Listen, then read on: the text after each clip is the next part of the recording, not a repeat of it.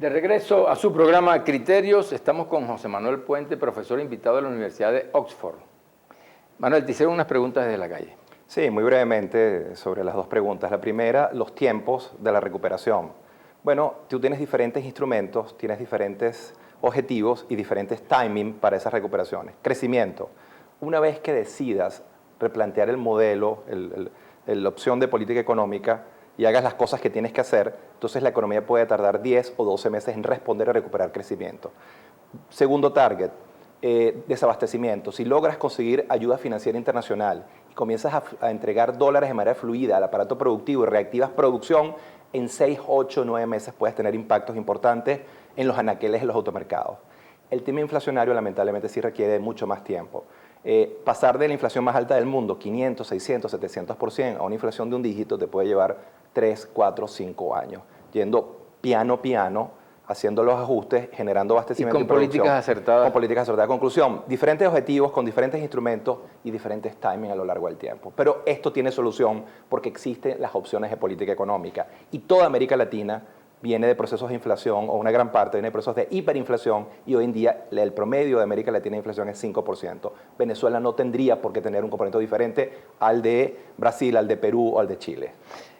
José Manuel, es decir, uno de los mecanismos que ha instrumentado el gobierno con relación a atenuar pues, el problema que está afectando a la población es el alza de salario. ¿Cómo incide eso en toda esta problemática de precios y de la inflación en general? Claro, nadie sensato y sensible puede estar en contra de los aumentos salariales. Bienvenido a los aumentos salariales. Lo que pasa es que hay que entender lo bueno y lo malo de esos ajustes. Uno es que la inflación este año puede estar entre 400 y 700%.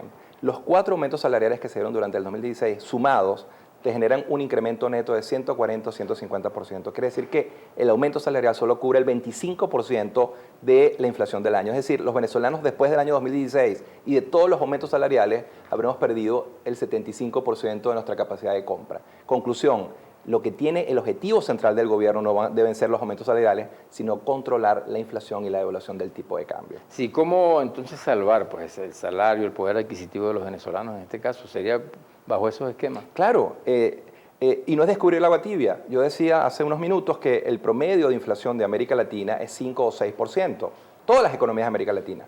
La pregunta es qué está haciendo el resto de América Latina que no hace Venezuela, o qué está haciendo Venezuela que no hace el resto de América Latina, que tiene el año pasado, de acuerdo a la cifra oficial del Banco Central, la inflación fue el 180%, es decir, una inflación que es 60 o 70 veces superior al promedio latinoamericano, muy por encima de cualquier parámetro internacional. Y es el problema inflacionario y la devaluación conectada con la inflación la que está destruyendo de manera acelerada los salarios y el bienestar de la población venezolana. ¿Y en cuánto estará esa inflación el próximo año? ¿Qué se calcula con relación a eso? Es muy pronto para saberlo, pero sí sabemos que puede ser superior a este. ¿Por qué?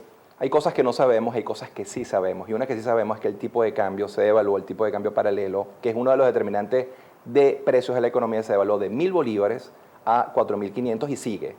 Ese ajuste cambiario. Pero esa cifra es cierto, es real con lo que es la propuesta económica del país, esa devaluación tan brutal que hubo.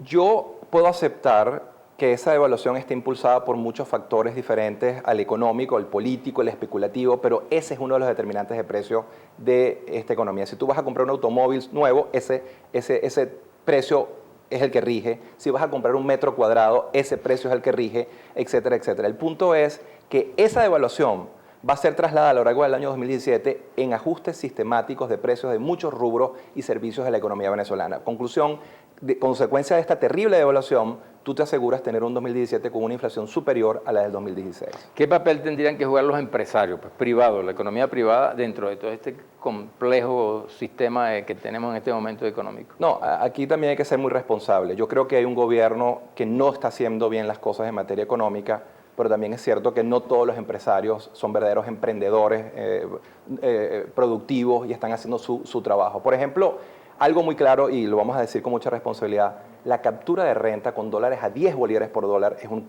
claro ejemplo de eso, de un triángulo de corrupción entre burócratas y empresarios, donde el mejor negocio que tú tienes en Venezuela hoy es adquirir dólares a 10 bolívares y venderlos por el peso del mercado paralelo. Eso es más rentable que el narcotráfico. Y hay que decirlo, hay que destruirlo. Una de las razones por las que hay que desmontar el control de cambio es porque colapsó, porque está llevando al país a un proceso de hiperinflación con desabastecimiento y porque está generando una alcabala de corrupción monstruosa con tipos de cambio de 10 bolívares por dólar, que es 450 veces inferior al tipo de cambio paralelo.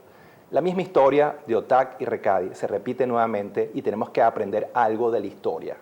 O sea, ¿tú consideras que hay que desmontar ese mecanismo de control? Por dos razones, por razones estrictamente macroeconómicas, porque al final el control de cambio es hoy la camisa de fuerza fundamental que tiene esta economía para salir del ciclo recesivo, para generar abastecimiento y para controlar la inflación. Y segundo, porque se ha convertido en la gran fuente de corrupción que tiene este país. Porque no hay mejor negocio en Venezuela que comprar un dólar a 10 y venderlo a 4.500. ¿Se pudiera entonces mejorar la situación con supuestamente va a subir el precio del petróleo, producto de una cantidad de mecanismos que hizo incluso el presidente de la República viajando por todos los países petroleros? ¿Sí, qué efectos tendrá eso en la economía nacional? No, yo creo que también uno está aquí para apoyar las cosas positivas y para criticar las negativas. Yo creo que tratar de generar un acuerdo dentro del seno de la OPEP para que los precios suban es positivo. Precios petroleros altos, bien gerenciados, podrían ser bienestar para todos. Y yo creo que ese acuerdo va a tener algunos impactos sobre los precios del petróleo.